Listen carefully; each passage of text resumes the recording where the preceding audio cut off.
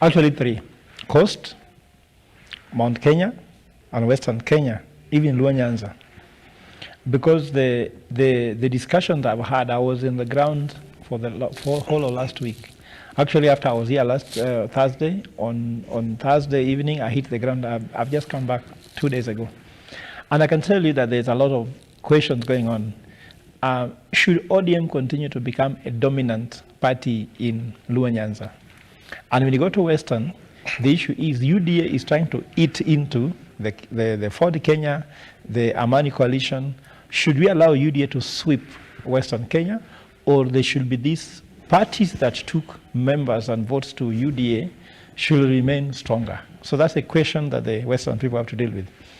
Coast Province, the people who came to the government, for example, Aisha Jumwa, you go to the likes of Kingi, now they met with Joho. Joho has been in ODM.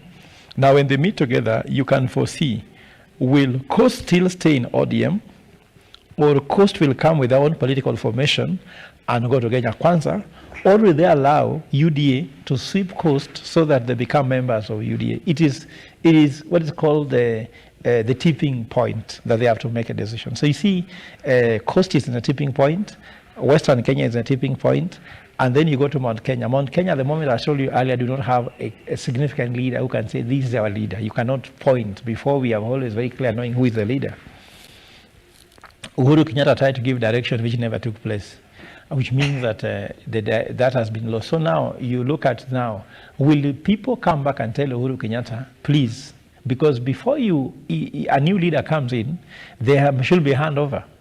So according to me, the destiny for Mount Kenya is that they should call back Uhuru Kenyatta, do Sagana 3, endorse him as a leader, he leads this way in the process, then later hand over this leadership to somebody else.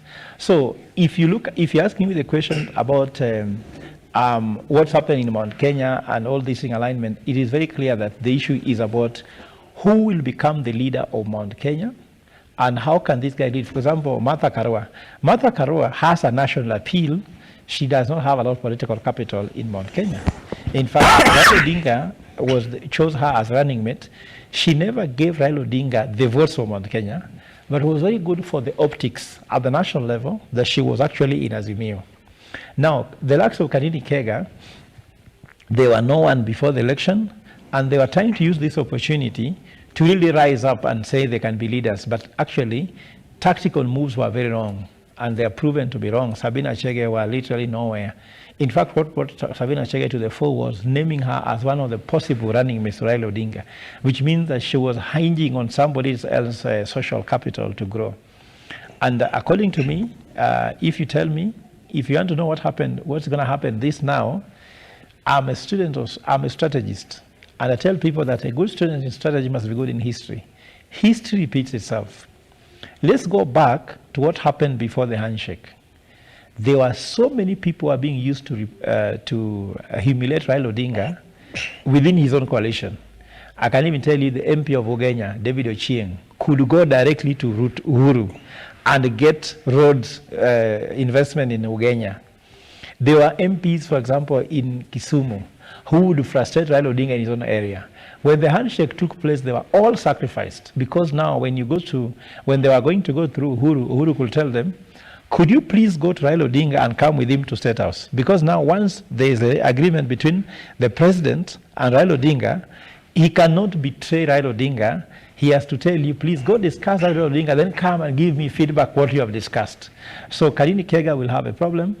All the rebel MPs, for example, forget about even Kanini Kega. Go to the guys, for example, Professor Jieda from Kisumu. After the handshake, I would say there's a handshake going on in government. This, according to Bomas, is going to be a game changer. Ojieda will find himself that no one wants him. Neither Raila Odinga needs him, neither Ruto needs him after the agreement working formula between Raila Odinga and the thing. And what Raila Odinga has done fantastically well. Do you know William Ruto needs Raila Odinga more than Raila Odinga needs him? And with that equation, he will get all his prayers. So the prayer about the issue of political formation, non-interference, they had said that's not the debate, is now in. The issue of cost of living is now in. But for me, the only problem I have with the cost of living is that Cost of living cannot be addressed in Bomas. Cost of living must be addressed economically. It's an economic solution. It does not have a political solution. Whatever is happening in Bomas is a political issue. It has nothing to do with economics. In fact, in any case, it is derailing the economics. It is deviating Kenyans from the real thing. The real thing, I can tell you, is that I told you is about cost of living. And in fact, cost of living for me is not supposed to be looked at from the point of view of lowering cost of unga. These are small things. As I can tell you, we need to have an economy where people are getting jobs, where incomes are growing. And for me, that's where the main issue is. Just telling us that we cannot sit in Bomas and agree on cost of unga. Agreement in Bomas cannot lower cost of unga. Cost of unga must be an economic stimulus, must be an economic tool, for example, lowering taxation. They were supposed to discuss about how to agree on the taxes, not just lowering cost of living, because that becomes very amorphous. Allow me to throw some weight on what Prof has just said.